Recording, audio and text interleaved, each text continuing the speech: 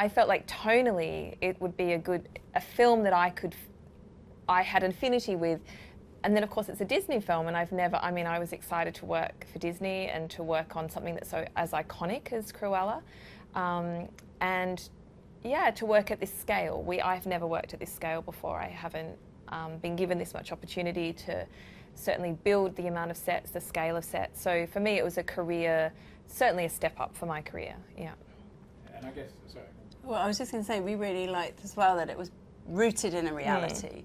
So kind of it wasn't a fantasy film. It had a grit to it. It was like an indie Disney film. So for the kind of films we worked on together in the past that still have a relationship with what we're doing now, even though it's Disney and it's kind of a children's film, there's an indie kind of, the HODs are indie, it's Tony script, and the reality of the spaces.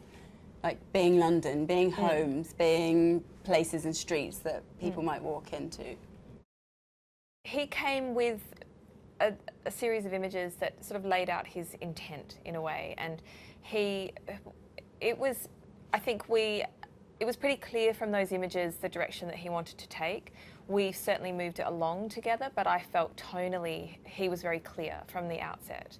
And so I then took those images and built on them. And, I did my own referencing and research and came up with ideas and, sort of tried to embed the film in London in particular. I felt like, for me, I don't come from London, and so it's a real gift. It's lovely for me to really investigate and look at the city and the history of it, and to come up with ways of representing it and things that were interesting and new for me that I hadn't really thought about.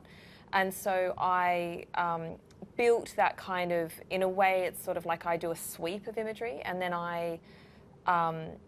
for each set and each sort of like visual beat of the film, I'll put in like a framework, and then I start working with Alice, and we like get into the detail and we flesh it out and, come up and we bounce a lot of, bounce everything back and forth.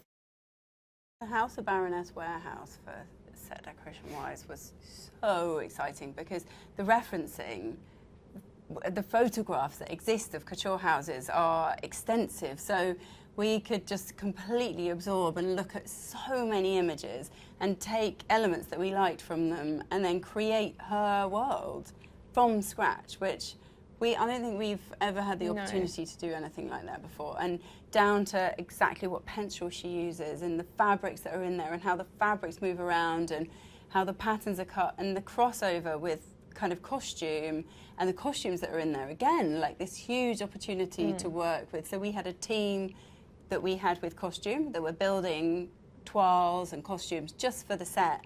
So we would work very closely with Sarah and Jenny looking at these, and they were essentially set dressing, but they had to be perfect. They had to be her world as well as everything we made. In that set, we pretty much made everything. We made the tables.